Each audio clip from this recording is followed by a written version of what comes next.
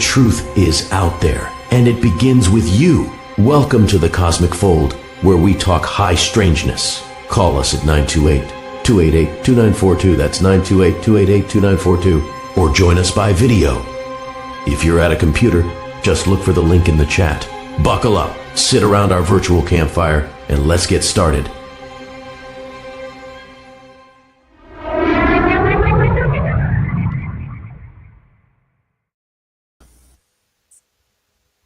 Hey, everybody. Hey. Hi, everyone.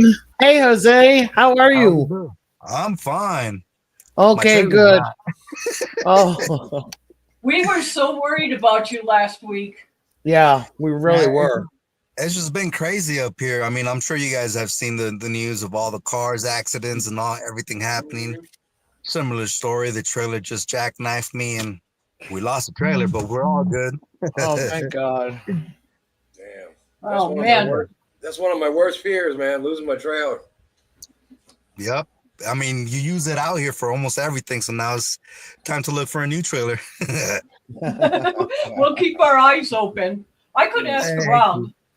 Hey. Some of the ranchers I know. So, well, we're starting a new thing on Saturday nights. It's the Cosmic Fold Paranormal Highway. We're going to go state by state to see all the weirdness going on. And Jose, you probably missed it last week, but Al has the most wonderful narration on the planet. It's almost like I was on the radio for several decades. So our first state is Alabama. And so I thought, well, let's do a little bit just about the state itself. So this is a short one, Al. We get into the weirdness later. Okay. Well, I got to put my Alabama uniform on. There you go. Oh, I love it. I like it. Yeah. Welcome to Alabama. All right. So welcome to Alabama. Welcome to Alabama, a land of moon pies, rocket scientists, and a whole lot of history. How about a fun and eerie introduction to the heart of Dixie? How you feel about that? Oh, yeah. I lived in Alabama, though, for several years. Would. Yeah, I did. I was down there by Lake Martin. Basic information about Alabama. It became the 22nd state on December 14th, 1819. It's known as the heart of Dixie, and it's famous for its football, barbecue, and deep history. And it's also home to the first Mardi Gras in the U.S. That was in Mobile in 1703. Oh, wow. Years back, yeah. Yeah, I didn't know that. That was kind of cool. Yeah, Things yeah, to that is find cool. in research. I had no idea. You know, Alabama's got some very interesting geography and natural wonders. The Appalachian foothills in the north, and got beaches on the south. And Alabama has their own little Grand Canyon called the Little River Canyon, and cathedral caverns, giant underground formations, and mysterious mounds left by ancient civilizations. Makes you almost want to move there.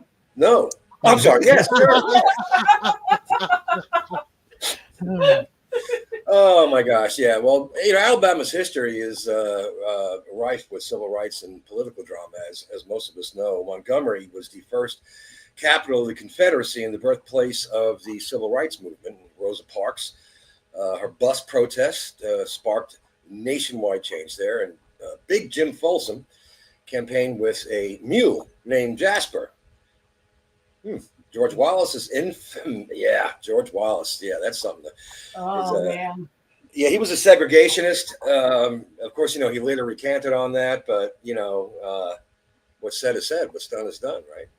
I remember that as a kid. It was plenty of conversation in school. And we were in Wisconsin. It was like pretty bad. Yeah. Yeah. Okay. You know. Huntsville, the rocket city, right? German rocket scientists brought to Alabama post World War II. NASA's Marshall Space Flight Center helped launch the Apollo missions, and Alabama played a key role in putting the first humans on the moon. Just how bad they wanted to get out of there. They're still pretty active in the space. Yes, they are, actually. You know, there's some weird, wonderful things about Alabama. It's the world's largest office chair is there. in Anniston, if you like giant things. The state sandwich, fried peanut butter and banana. That's Elvis Presley's favorite. Haunted courthouses, mysterious steamboats, and of course UFO hotspots. And who could forget the college football rivalry, Alabama versus Auburn? It's more intense than some ghost stories. I got a funny story about the iron, about the game there. I was doing repossessions a while back. It pays really well, though. It's very dangerous. So I waited until the iron game, the iron something. I can't, Iron Mike, maybe, I don't know. But it's when those two teams, Alabama and Auburn, play. And everyone was in there. And I just drove to the parking lot and picked up like 6 cars, maybe like $2,500 that afternoon. Oh, wow. Nobody was paying attention to their cars. But yeah, actually, Alabama was the things that I enjoyed about Alabama were the roads. I had motorcycles back then, and Highway 49 between coming out of Alexander City, going through Dadeville down towards Auburn. It's just beautiful. It's just absolutely beautiful territory out there. It was nice, very nice. Cool. Yeah. I don't even know if I've driven through it. I have no idea. Yeah.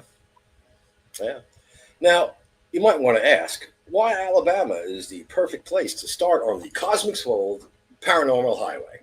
Well, ancient civilizations, deep history, space exploration, definitely political drama, and legendary personalities. There's countless eerie stories, hauntings, UFO sightings, and it's the perfect blend of mystery, folklore, and history. Yay, that was really good, Al. Thank you. So we're going to, I've got a short clip on probably one of the most famous of the ghost stories out there. And then you get to read again, Al, for cryptids and critters, which is kind of Jose's specialty. Yeah, cool. Cryptids. We'll just do the movie to start with.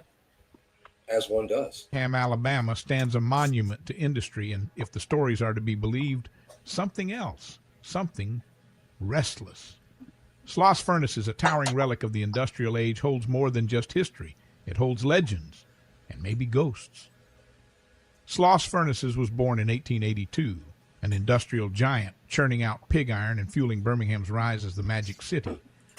But progress came at a cost. The men who worked here labored in heat upwards of 120 degrees, surrounded by towering furnaces, molten metal, and little regard for their safety. Some didn't make it home, and some, it seems, never left. Among the spirits said to haunt Sloss, 3 stand out. One, a tragic guardian. Another, a cruel taskmaster. And the last, a woman whose sorrow may have tied her to this place forever. Our first spirit is a man of hard work and dedication, Theophilus Calvin Jowers. A foundryman in the late 1800s, he fell horrifically into molten iron at Alice Furnace. But Alice was torn down, and his ghost, well, some say he moved on, not to the afterlife, but to Sloss. Workers reported seeing a figure in the pipes, overseeing operations, keeping watch. Even today, visitors describe shadowy glimpses of a man in old-fashioned workwear, as if he's still tending the flames. But not every ghost at Sloss is so kind. James Slag Wormwood, if he ever existed, was a foreman who ruled with an iron fist, or so the stories go. They say he pushed workers past their limits, working them to death. And then he himself took a fatal fall into the furnace. But his cruelty didn't die with him. Witnesses claim a violent presence lurks here. Something pushing, something growling orders. Some even say they've encountered a half-man, half-demon figure roaming the catwalks, commanding them to get to work. And then there's the woman. Young, unmarried, pregnant. The legend says she climbed to the top of the furnace and desperate, hopeless jumped. But her spirit didn't disappear. At civic events held here, a white doe has been seen, appearing out of nowhere, vanishing just as suddenly. Locals say it's her, a soul bound to the land where she met her fate. Ghost hunters have flocked to Sloss for years, and they all report the same thing. Something lurks here. Ghost Adventures investigated and captured strange activity. Tour guides report seeing figures in the fog. And one witness? She saw a man in coveralls, greeted him, only to find out years later he was long dead. But here's the question. How much of this is true? Theophilus Jowers was real. His death, well documented. His ghost, that's for you to decide. The tragic woman, no records, no names. And Slag Wormwood, there's no evidence he ever existed. So is he a ghost, or just a story meant to keep the legend of Sloss alive? Haunted or not, Sloss stands as a testament to time, to labor, to those who toiled in the flames. But if you visit, especially at night, you might feel it. A breath on your neck, a whisper in the air, maybe just the wind, or maybe something else. If you visited Sloss, let us know what you found. So, I There don't you know go. where everyone went. Where'd our peoples go? I have the There we show go. intro screen. There Oh, we ta-da! Hey, look what we got coming in about an hour. Ooh. Oh gosh. It's about to hit me. Yeah. Yeah, we've got and Al's over in Georgia, and here in Arizona, it's been a huge snowstorm. They closed I-40 and everything. But you know, that story was, I mean, it showed up just like constantly in the newspapers. I see your wife. Hi. Yeah, I was coming to Hi, say hi. Come join us. Pull up a So- chair. I'll sit in for a minute. Oh yes, you got to hear your husband with his great voice as we talk about critters. 1 second. I do nothing without liquid. There we Yep. go. Same Got here. enough room for both of us here. We slide on over. But you know, the thing about that one, the first guy, I found a lot of newspaper articles about him and his obituary and all of it. But the rest of them seem kind of made up to me. And that whole, it's like a big like tourism thing now, all the ghosts supposedly at the Sloss. So I don't know. What do you guys make of it? I've never Well, I been feel there. like- I've never No. been there, so don't know. I feel like the Sloss kind of, I mean, I believe it because it just reminds me of other places that are similar, like Alcatraz, Queen Mary. We have Tribal Land, Superstitious Mountain, Oregon Trail. You have stuff like that where you have many deaths that happened or you know, some tragic death that just out of nowhere just happened, and you have those spirits still roaming there, especially here in tribal lands. So I mean, in Alabama, we know that Alabama was like, I believe there was like 4 or 5 different tribes that were all over Alabama. Yeah. So you have those spirits on top of the spirits of, you know, everybody moving in, especially in that factory, all the deaths, and I believe it. Oh, and they worked so hard. And I almost forgot for the audio portion. Could everyone say their names just so people who aren't watching know who's who? I'm Deborah. I'm Jose. I'm Al. This is I'm Day. Hey, I'm Dave. Bove or Laura. I prefer Bove. There we go. All right, Elle, are Can you ready for somebody catch me up what we're talking about? Alabama's history of Paranormal strangeness and cryptids. and weirdness and cryptids, and you know, the northern part of the state, the Trail Tears ran through there. Oh, yeah. Yeah. Yep. So, Well, we've That's a got- lot of pain and sorrow. Yes, Yeah, yes, and there sorrow. is. All Yeah, right, but it's Elle, very you ready to? generational too. It, you know, whether it was the Indians, then we came over, we take over, and then we go to the next place and the next place, and so we absorb it all in because you've got the Trail of Tears and you've got the slaves that were slaughtered and had spiritual nature and ties to this background. You know, Yes. they brought them up out of major places with the same culture, and it all keeps mixing one on top of the other. So you're going to get parts of the earth that literally, to me, it's like a feels weird kind of thing to me when I walk on in a place or on a ground where I'm like, oh, something horrible has happened here.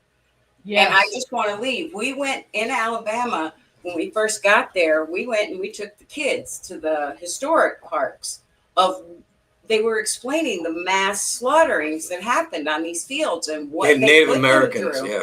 And I found myself, I was homeschooling. I was furious. I was fuming. I'm like, how dare you have this as like this great park of all these great people who did horrible things? And it just, this is, sorry, I have some of that shit. Homeschooling pops out. Missouri hit me that way. The state of Missouri, you know, especially driving around in the back areas through there, and even the Alamo. My God, going in that place was just, you know, in Texas. Yeah. I don't know if you guys have been there, but man, I could feel that too. It was bad. Yeah. Well, this will be. So just pop in and comment whenever you watch this. This is his narration. Okay, hopefully this is the right one. Oh, okay. Cryptids and creatures, strange encounters in Alabama. This is, wow, from the wolf woman to the metal man. Alabama has its share of eerie legends. Absolutely. Now, let's start out with the downy booger. Yes, I said booger on the radio. If you're under 50, you might not get that. A series of sightings of the downy booger. WKRP. Half human, half animal. It was reported in the late 1800s. And if you're watching YouTube right now, that's a pretty scary little rendition of what this thing might have looked like. According to Joyce Farris, whose husband is a descendant of the Downies of Winston County. The tale is part of their family lore. Another descendant, Vera Whitehead, recorded the history, which Farris published on a website about the Winston County history. It's freestateofwinston.org if you're interested in learning more about the Downy Booger. Half human. So, Jose, you're the expert in the room here on cryptids.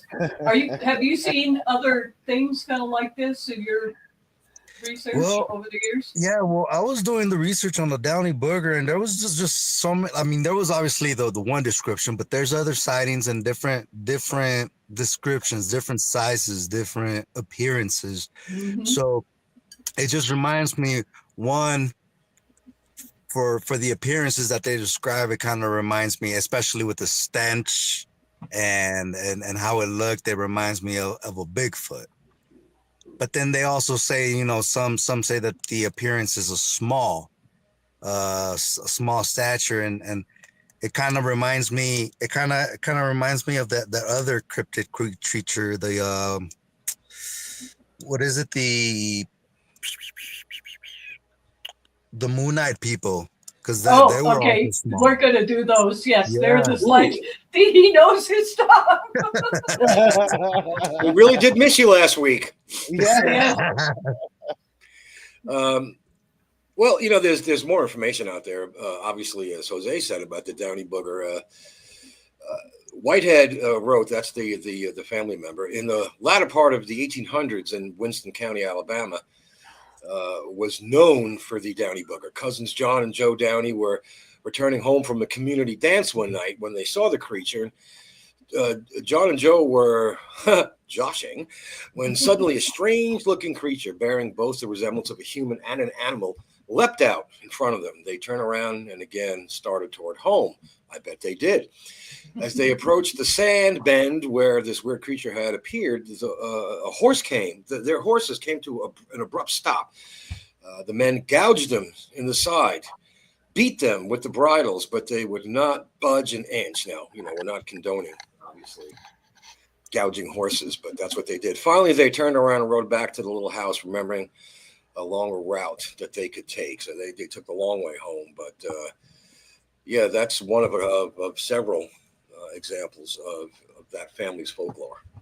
Yep, and everything that's in here I pulled from newspaper accounts, so I'm kind of using the text from the newspaper articles. Mm-hmm. So yeah, that's what they said. And yes, some of it was not politically correct. We'll just leave it at well, that. Yeah, you know, I mean, it was a different time. Bigfoot. How could you forget Bigfoot? Everyone's probably thinking, what about Bigfoot? Well, reports of sightings of Bigfoot in Alabama are nothing new. In fact, the sightings were plentiful enough for Jim Smith to start the Alabama Bigfoot Society. Yeah, Smith reports sightings on the group's website, including the latest one in Daviston this past September. He also describes ways people can tell a Sasquatch has been in the area, such as bent or snapped trees or trees arranged in a kind of like a teepee shape. And as Jose could verify, they have a real yucky smell to them. Yeah. No, you would too, I guess. No, yeah, everything you described. I mean, I think on our first episode, I described when I went on that hiking trail with my wife. Every single thing you just described. Wow. Yeah. Well, Yep, they're everywhere. Now, let's talk about hugging Molly, okay? For mothers wanting their children to hurry home at dark, the legend of the witch-like hugging Molly was a helper.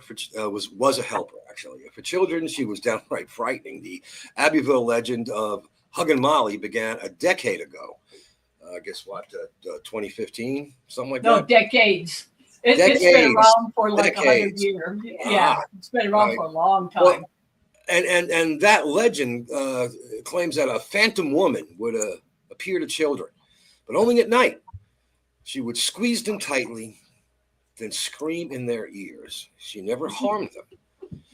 Damn. Just reminds me of somebody that I used to be married to. The figure was as much as 7 feet tall, wearing dark clothing and a wide-brimmed hat, like a witch's hat, I guess. Possibly as much as 7 feet tall, wearing dark clothing, and again that wide-brimmed hat. Today, people in Abbeville remember hugging Molly by venturing downtown and stopping in a cafe named for the Phantom. Huggin' Molly is set in an old pharmacy, complete with soda fountain, and offers such treats as sandwiches and Molly fingers. So, wait a minute. That's great. So wait a minute. If I'm understanding this correctly, this was folklore that parents made up basically to make sure their kids fell in line. And if they saw or heard of anything, that's what they blamed when they're freaked out and bumped in the night trying to get to the house. So instead of when my parents just looked at you and went, if that street light is on and you're not in this house, we're going to beat your ass. And that's just what they said. So they terrorized you with ghosts and goblins. Exactly. But as different cultures walk through the same lands, they all mix. This is true. I thought this one was pretty funny. Okay. Yeah. Okay. Lucky. The Curse of the River Serpent. This is the Tennessee and Alabama rivers. Now, farmers reported spotting giant serpents in the Tennessee River as far back as 1822, when Buck Sutton was said to have seen a 25-foot-long undulating creature. The thing so huge, so hard, this is a quote, the thing so huge, so horrible, I could see the thing as clear as day. That was a newspaper columnist named E. Randall Floyd in a 1999 article in the Spartanburg, South Carolina Herald Journal. Now, Sutton panicked. I guess I would too. Everyone knew those who saw the serpent were cursed. As the legend foretold, Sutton died a few days later after the sighting. And Floyd chronicled others, right? Floyd chronicled others whose experience mirrored Sutton's. Bly Burns died in 1827 after seeing the serpent, and Jim Wyndham in 1829. And in 1877, reports appeared in the Gadsden Times of sightings of serpents in the Cocoa River, a tributary of the Alabama River. Fishermen reported seeing a 20-foot-long creature with angular ridges at Ballplay Creek before it slipped beneath the surface. That's pretty creepy. Yeah. Well, considering, what was it? One of you guys might know the percentage of our oceans that are unexplored. Oh, I don't know what it is, but I know it's high. It's high. Yeah. Yeah, I think only 40% has been explored. Everything else is not. Yeah. You know, I personally don't like the ocean. I don't.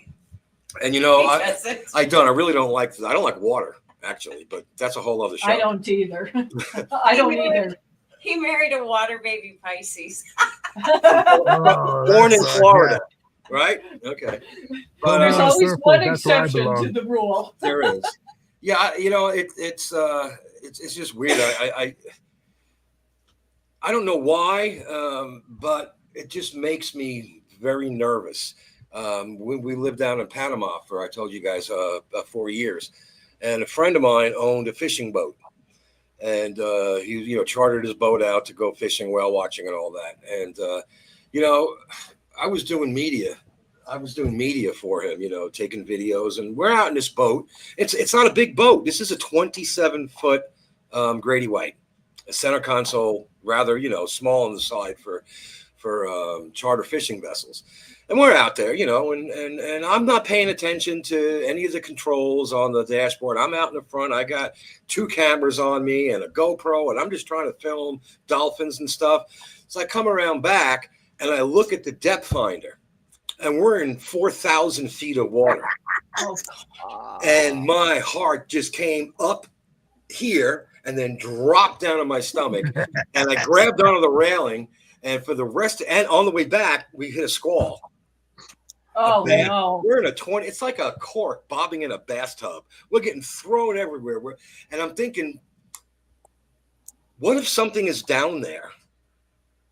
Yeah. And it's a silly thought. You're like, oh man, you're a grown ass man. But no, man, I just got this. I got to get out of this boat. That was the last time. I had made about 7 trips in that boat to take pictures. That was the last time. As soon as we got docked, I jumped off that thing and I was like, done. Though, if you look at it through these histories, and they have no idea what size is actually in comparison to what they have available all the time. Because when we were in Panama, 4 guys carried in a fish on a bamboo tree, weighing hundreds of pounds. It was like a 400 or 500 pound grouper. 3 of me standing. Oh yeah, sideways was how it was. And so 600 pound tuna. If I didn't understand those live out there, if I hadn't seen it live, then I wouldn't get the scope of how big. So when what they were looking at then, it might have really been 10, 15 feet. You know what I'm saying? Or something that was that big, because we used to go on whale watching tours. Those things are flipping huge, but not everybody was aware of all the types. There are a lot more than anybody knows of unless you study it. Yeah. Well, even in Wisconsin, they had these fish called muskies, and they even had celebrations up there called muskie fest. And they looked kind of prehistoric and just kind of creepy fish. Yeah. And those things, they get to like 8-10 feet long too, just really big. And I don't trust the ocean. Just don't. You're in the shark's house, man. Nope, sorry. I'll stand dry. My idea of fun is not a cruise vacation. No way. I have a question for terrible. So go ahead. Oh, I'm sorry. The question I have is for these like Tennessee and Alabama, for their rivers, are they tropical, warmish type of rivers, waters? Not particularly. No, Alabama. The further south you go, like if you're in lower Alabama's or northern waters Florida, are warmer than Tennessee. They're warmer, but they're not tropical. It's not a tropical. You don't get tropical until you get halfway down Florida. And even then, there are parts of Alabama that are very well. They're warm, but tropical is Central America, South America. Yeah, because I mean, I was thinking of this creature here, and I'm like, I know there's been sightings of it in the Amazon with all the different tribes still telling people that even to this day they're being spotted. Yeah. So, well, again, I'm trying to figure out maybe same environment. What they said about the reason why. A lot of prehistoric creatures got so big on Earth was because of the level of oxygen. And in the sea, in the depths of the sea, 15, 20, 30,000 feet down, where there's nothing to inhibit the growth, I'd imagine there's some pretty big creatures down there when you're in 4,000 feet of water in a 27-foot boat. 60 miles off the shore in the Pacific Ocean. Well, not even big animals. Weird looking animals like White Thang. I mean, I just recently saw a video of them just showing the deaths and the different type of animals, and some of them are just like albino type of fish. Yeah, or they're transparent. Yeah. That's what I mean, we learn more every day, and so you watch things now. I don't know the portion of people died after seeing this mythical creature. Because what if all 4 of those people walked away that day and hit it big and it was the most spectacular day of their life and they told that story?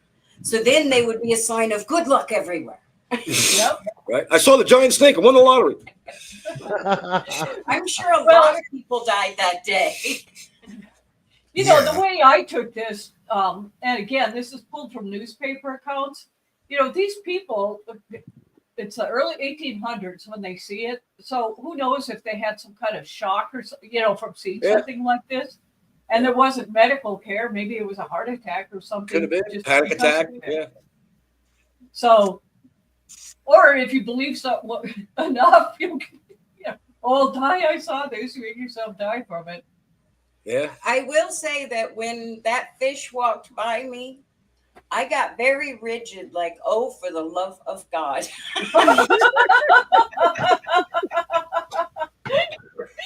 Enough to fill your freezer, though, for 2 years. So, how about this for a story? The Wolf Woman of Mobile, right? Now, I got to put my glasses on because I'm nearsighted, but I can't read the script. It's too far away. I have to be like this. The Wolf Woman of Mobile. No, we're good. Newspaper quote. This is from the Mobile Press Register, April 8th, 1971. Listening to as many 50 phone calls the Press Register received day and night in approximately a week. You wonder if perhaps, you know, there isn't something out there. And that's the actual quote for the newspaper. Half wolf, half woman, terrified Alabama in 1971. Witnesses describe her as pretty and hairy, with a head of the body. Don't do a Google image search on that, please. With the head of a woman and the body of a wolf. The picture. AI had the worst time trying to draw this, so I just gave up. It's actually a good rendition, though, you know? Pretty and hairy. Okay. All right. I can go with that. Nice tail. Yeah, but there's a part of me thinking, well, you know, maybe she was just dressed up, you know, in some kind of costume to scare people. I mean, who knows? Yeah. But 50 calls in like one night or whatever from the newspaper, that was kind of interesting. So or maybe she was just a hairy woman out on a hike. Yeah. She didn't Embracing shave, nature. didn't shave her armpits or legs or anything. Right? Yeah. Hey, I have lots of friends like that. So do I. Oh, the White Thang. Not the White Thing. The White Thang. Newspaper quote from the Birmingham News, October 30th, 1997. It screams like a woman. I heard it way back in the 40s, but I never saw it. Massive white furred beast seen in Shelby County, Alabama. Witnesses claim it moves faster than anything they have seen. Looks like an albino Bigfoot or an albino bear. It does. And that picture on the screen, that actually came from a newspaper where they had somebody trying to draw what this was, and everybody was described. So we've got a pretty good story coming up here that came from one of the newspaper accounts. Well, the White Thang. That's a good picture. That is a good picture. Reminds me of that Giant Ape movie with The Rock. Yeah. Oh, yeah. You know, you've seen that, yeah. From the October 30th, 1997 Birmingham News. Mysterious White Thang gives some heart pangs. It's a story written by Nancy Wilstach, a staff writer. She says, Shelby County's White Thang appears on frosty fall nights when temperatures dip into hog-killing range, old-timers say. I don't know what hog killing range That's is. hot. But that is They done turned to bacon. Right there. that's the most Alabama thing I think I've seen since I was actually in Alabama.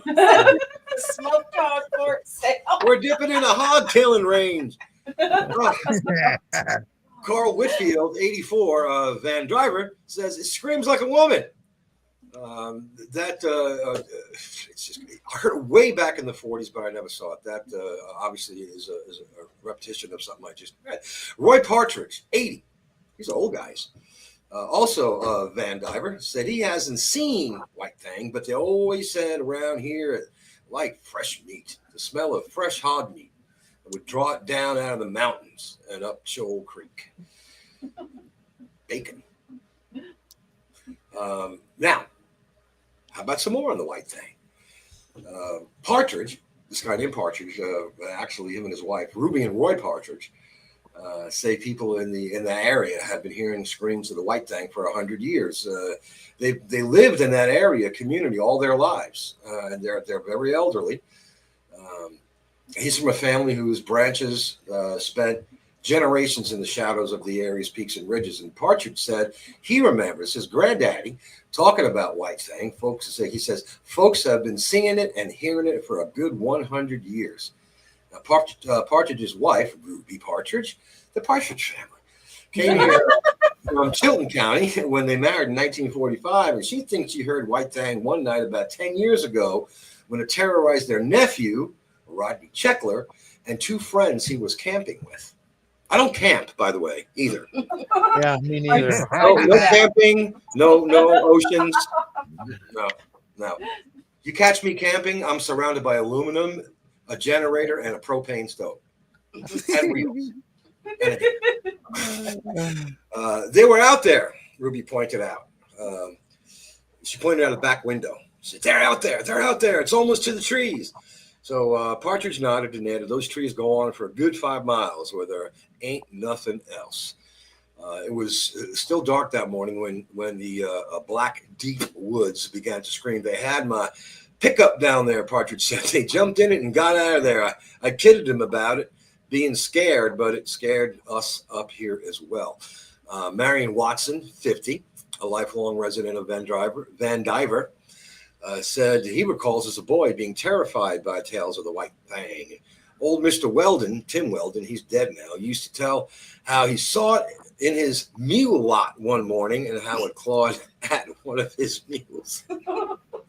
Everyone needs a mule lot. This story was so well worth telling. Oh, I tell you what, man. You know, Watson and the other boys who were spending the night with the Weldon boys would get so frightened, he said, they would all sleep in the same room. And since then, Watson said he has talked to a few men, mainly night hunters for raccoon and possum, another Alabama thing, I guess, who claim to have seen the White Thang.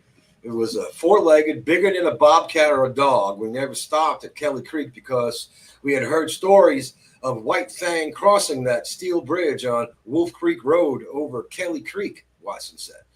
Said he came to believe the White Thang was some kind of panther or mountain lion, but he had no explanation for why stories about it span decades, more than the lifespan of a big feeling. Oh, God. See, look at that. All of a sudden, his phone is recording everything. Hey, Siri, shut up. Oh my gosh! Sorry, distraction. Partridge did say he had a theory about that. Why the legend's outliving the age of most wildcats. He said when I was coming up, we didn't have TV and telephones. People were out. They hunted. They may have got a newspaper once a week. That was their connection to the outside world. The most entertainment they had was telling stories. So I think it was some kind of animal coming. I mean, if it always showed up when they were slaughtering pigs, it's like, yeah. And whatever that scream. What's your thoughts, Jose? Why it would sound like a woman's. I mean, even elk. When you hear them, they sound like little kids screaming. But nothing's creepier than a goat screaming. That's exactly what I was looking up because I'm like, okay, if it sounded like a woman, screaming or a baby crying. A You know, lot there's of things sound like that, though, and there are albino creatures in almost every set of animals.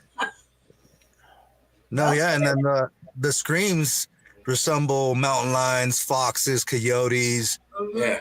and most of those animals do reside in that area.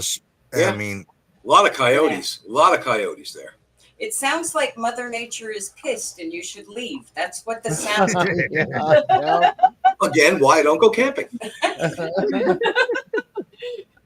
I think this one is probably a combination of something real and then embellished, as the old guy says at the end of the article. Well, we had nothing else to do but to entertain ourselves with stories. So, Why not? On a wider thought of that, I have to wonder how much of the reality we full well on believe was constantly added onto story. yeah. Right. Because, all these generations later, we have learned now across the world, we were all brought up very different. Yeah. Yes. You know what I'm saying? Yep. And so it's just that thought of you that we passed on these stories of how we met or how that happened or who I used to be back when I worked this job or that job or owned this company.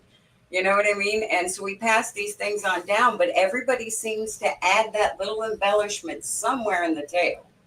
And by the end, especially a couple generations later, America, Europe, Asia, hundreds of years later, this is what you have. A mix of what we were all told before we knew how to communicate it in a way where everybody could see it.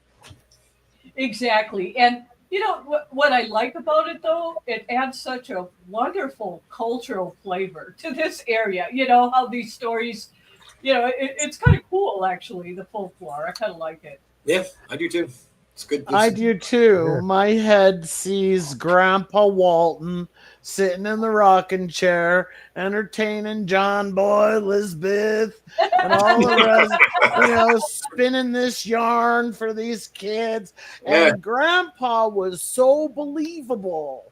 Because he was Grandpa. Exactly. So that's how I see that these things have, moved on. They also become quite regional in so many ways. Like, I'm from South Florida, right?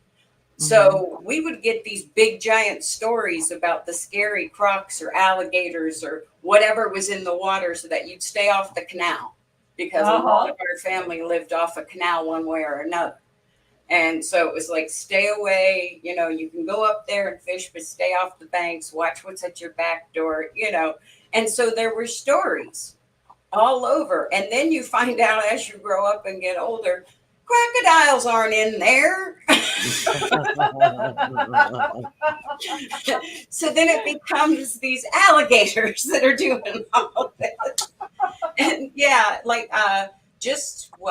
I think 5 years back was the first time I heard the term raining iguanas in Stuart, Florida. I had never heard this before. And I am from South Florida. I know. And it's because the temperature went so sudden, rapid, and dropped that they were falling out of the trees on people. Oh, no. So, I remember watching some of that. It becomes a thing that you someday tell your kids about, and they pass on that this is a thing. It happens. Yep.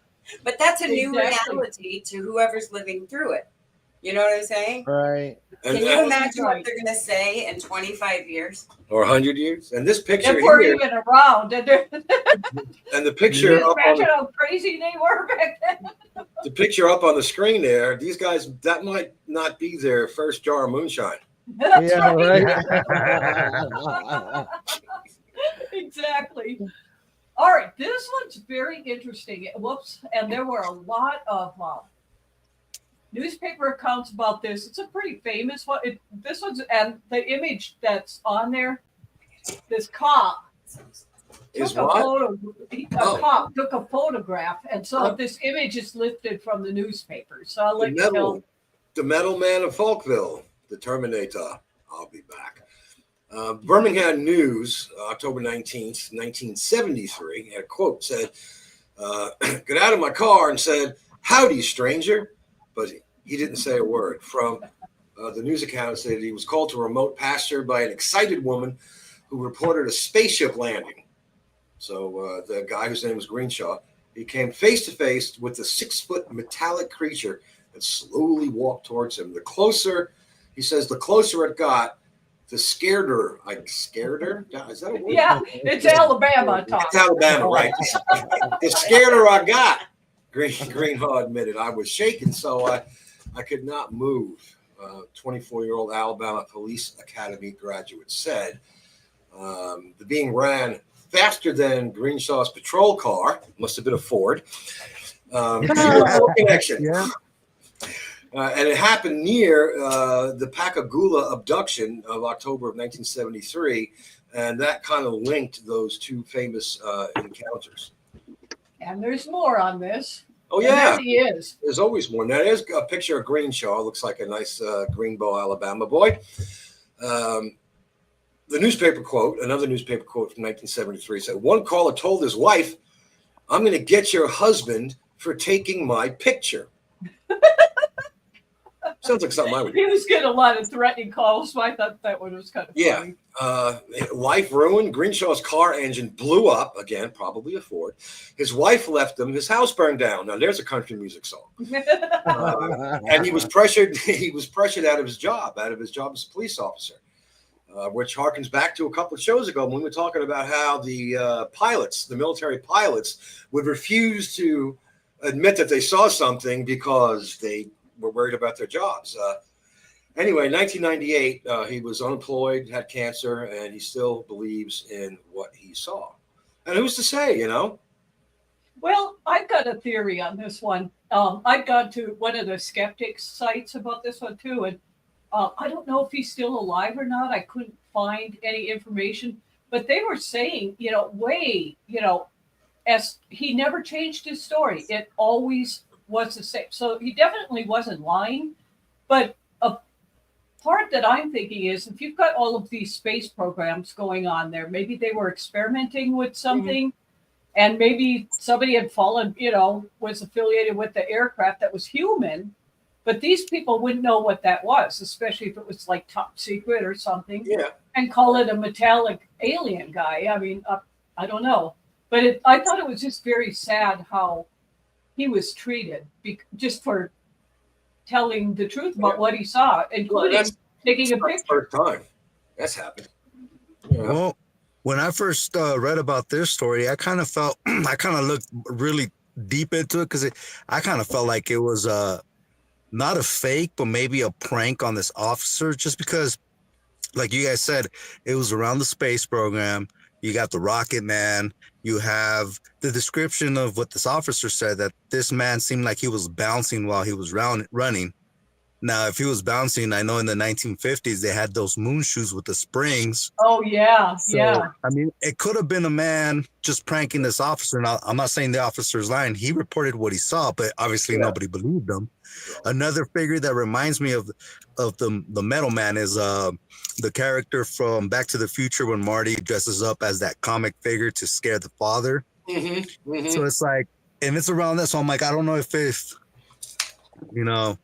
it was just a prank, but he saw what he saw and he described it. But like you said, it kind of sucks that nobody, believed him, treated him the way he got treated.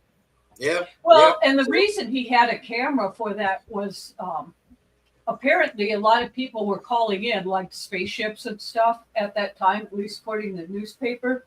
And that's what makes me think, okay, they were probably testing something, In the 1950s, people didn't know what it is, so they're calling the police saying, oh, there's a flying saucer out there. Yeah. And so that's why he had a camera. And so, like you said, Jose, I agree. It could have been some kind of just a trick where somebody heard about that, knew he was going around with the camera, and just thought, well, yeah, I'm going to really prank him good.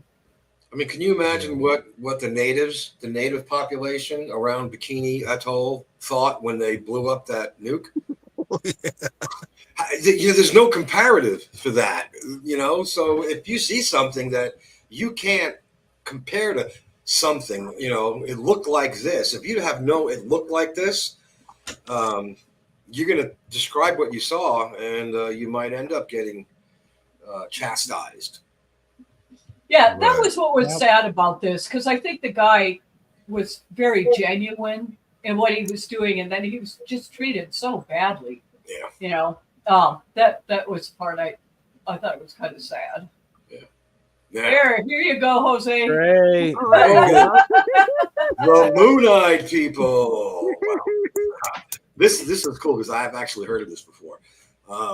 From the newspaper, The Democrat, March 26, 1830, the Cherokee tell us that when they first arrived in the country, they found it possessed by moon-eyed people who could not see in the daytime. These wretches, they call them, they expelled them, kicked them out. An ancient race of, they're described as an ancient race of pale-skinned nocturnal people. The Cherokee claimed, as I said, they claimed to have wiped them out. They could be albino settlers, a lost civilization. Remember we talked about Croatan last week? Were they related to the Isthmus of Darien's albino tribes? The Isthmus of Darien, I believe, is in Panama, right at the Colombian border. Being that Panama is an isthmus, and the Darien is a very well-known, very dense jungle. It's the only place you can't build anything, and therefore it is the gap that cuts the Pan American Highway in half. You cannot drive the entire Panamanian Highway. Oh, wow. Because the Darien is very dense. It's very isolated. It's also very hostile. It's also very hostile. There's drug runners in there and whatnot. But if you can survive, survive the nature, yeah, quicksand, snakes, just all kinds of crap. But yeah, the Moon-eyed people, I had heard about them. I was a kid. Someone was telling me a story about it. It might have been my grandfather. Who knows? But someone was telling me a story about these people that the Native Americans wiped them out. That's all I remember from that. And this particular article, they were interviewing anthropologists and other people. Mm-hmm. It was actually a serious article where, because at that time they were trying to understand these native tribes. I think there's some credibility to this one, just because everything that I could find about it in the newspapers was a little bit more scholarly. Yeah. Well, if you decide to go nocturnally for safety, and a generation of two do this, well, you have different developed features. Also, again, there are albinos in every genetic makeup.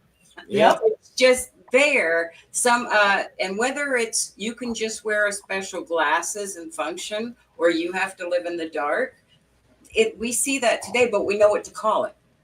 You know what I mean? I had a girlfriend growing up that had this skin condition, and I wish I could remember the name. But anyway, she had constant layers of dry and raw skin all over her body. Oh. So she had to live in layers and under moisturizers, keeping everything so that it didn't dry and crack more. You know what I mean? Mm-hmm. And she was extremely pale. And I would have thought she was some kind of hybrid if I didn't know she had a condition. So that's what I mean. There are people that have had these conditions since there were people. Yeah. And if you look until one genetically turned into 2, 4, 6, it skipped a generation, and now you've got half your population needs to live underground. Yeah. Like leper colonies. Not saying this is that type of a disease, but you get people who are cast out. There's historical precedents for people groups that are suffering from the same type of evolutionary mishap or whatever that band together. This might have been a group of albinos. Or it could have been ancient civilization. Could have been. Go ahead, Jose. No, I think my favorite story about them is when I came across the Moon-eyed people, where I was looking into the Knights Templar, and they have stories of running into them while they were, coming across. But really, the story that I kind of gravitate towards more is the story of, it's like a sibling rivalry against the Welsh, and then one prince leaves, ends up arriving in Alabama. Now, if you look at the Welsh, blonde, pale, blue-eyed. Now, the way that the Moon Eye people are being described, I can see how the Welsh arrive here, meet the Cherokee natives. They get attacked by them. So what do? They run into caves. They start forming their civilization in caves. Now, when someone, strays away from the sunlight, especially at night, you become, more used to moving at night, more pale skin, your eyes. You have Asian stories or, Asian countries talking about how people that live in caves, they're better suited. Their eyes are more suited to the darkness. So it's like, I feel like it might be the Welsh that just did that, hid, and then just adapted to their environment. Well, it's like you were talking earlier about the deep sea fish. Right. Yeah. Well, look at even in the mining days where they would take the mules down there, and eventually the mules would go blind, but their eyes would like change appearance and everything from being in the dark all the time, and the people that worked in there too, it affected them. So, this one seemed a little more credible to me. Yeah, I could see that. All right, so this is the conclusion. What do you think? Which of these creatures do you think could be real? Do multiple witnesses make a stronger case for truth behind this? What unexplained stories have you heard? Final thought: legends live on because people keep seeing things they can't explain. Yep. I think that the serpent thing is real, and actually it had occurred to me whether it was any relation to the Loch Ness monster, and what is it possible that they're deep sea traveling back and forth? And see, my mind just took it and ran with it. Well, yeah, there's some pretty big snakes out there. River snakes, 25, 30-foot anacondas and pythons and whatnot. See, but now we have education that tells us what that is and what it should look like and what to expect. And back in these earlier sightings way back, I don't think they had the education level to know what they were seeing or dealing with. Because now we can go to the internet and find out how big all these things really get. Yeah. And then you've got the one-off of genetics. You always have the one-off of genetics. Yeah. It's Chihuahua time.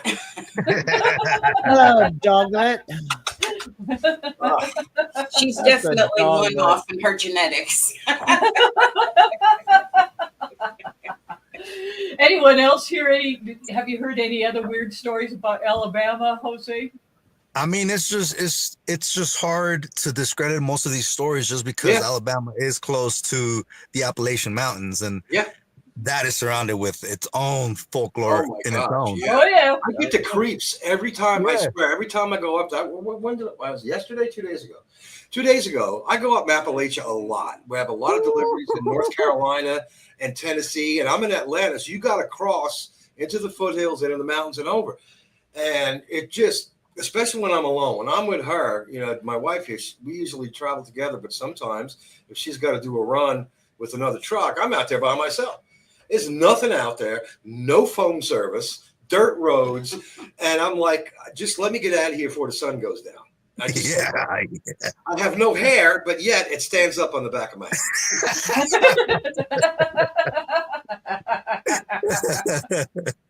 Down the mountain. Dave, what do you think about that area? I'm assuming you've gone through there too. Does Appalachia kind of affect you, or who? Appalachia. You. I'm asking. Oh, you were talking to me. I'm sorry. Yeah. Oh, I'm sorry. Talking to you.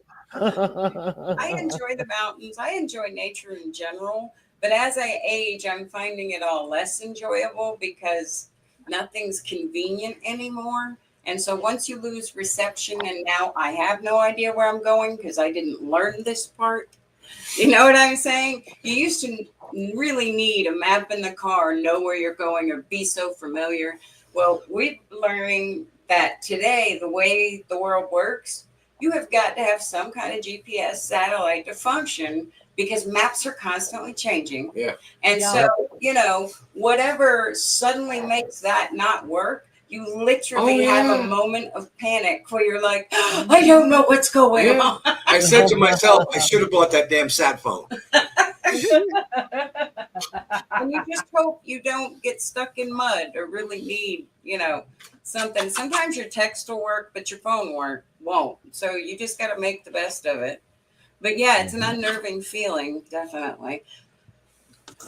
But the mountains I heard the most about in the part is the Rocky Mountains, Tennessee side, and everywhere, the Smoky Mountains. Sorry.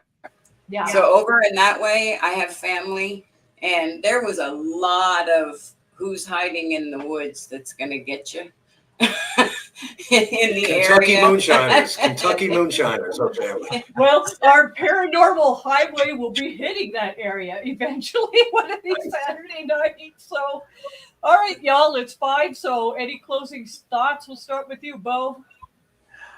This was great. The moon-eyed people, that was freaky to just stare at that picture, because those orbs just penetrated right through me, even on a video image.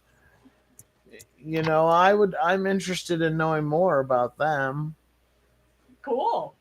How about you, Jose? And so good to have you back. I'm glad you were safe after your wreck. I'm glad to be back. I love this, and my last thoughts are just, whatever states we touch that are surrounding the Appalachian Mountains, I feel like we're just going to be touching the same subjects, because everybody's going to have their own experiences of just running into these things. Can't wait till we get to North Carolina. I got some stories, man.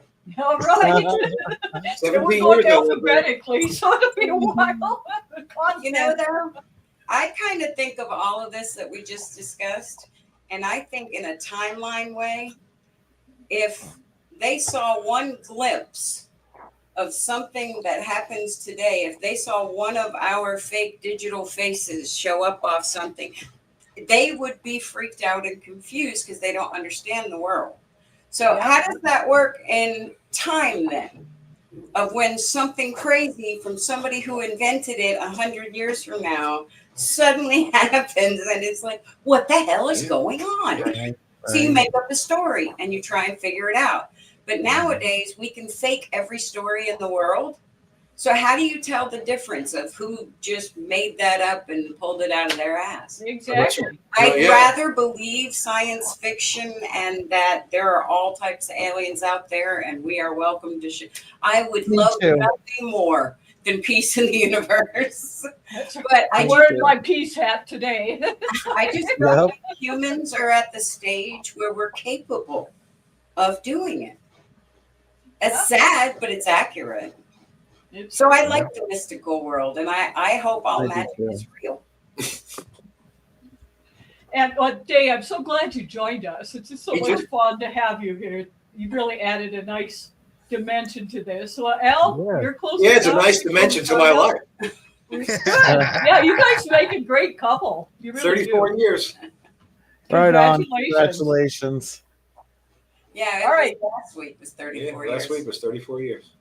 Wow. Congrats. What's your closing thought, Al, before we sign off? My closing thought is, don't take anything for granted.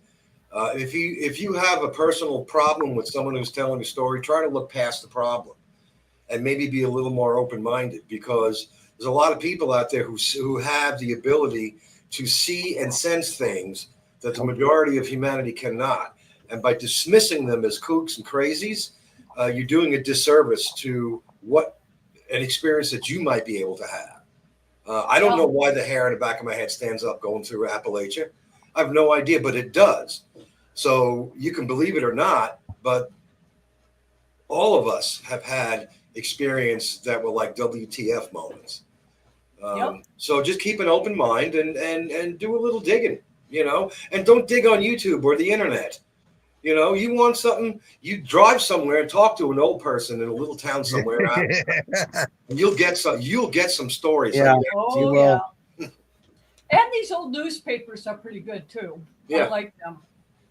All right, y'all, have a happy Saturday. Stay safe. We'll see you for our Paranormal Highway next Saturday. So we'll talk soon. Thank you all. Thank you. Bye, everyone. Thanks so much for joining us. We love hearing your stories, so tell your friends so they can join the party. For show notes and our forum of high strangeness, visit cosmicfold.com.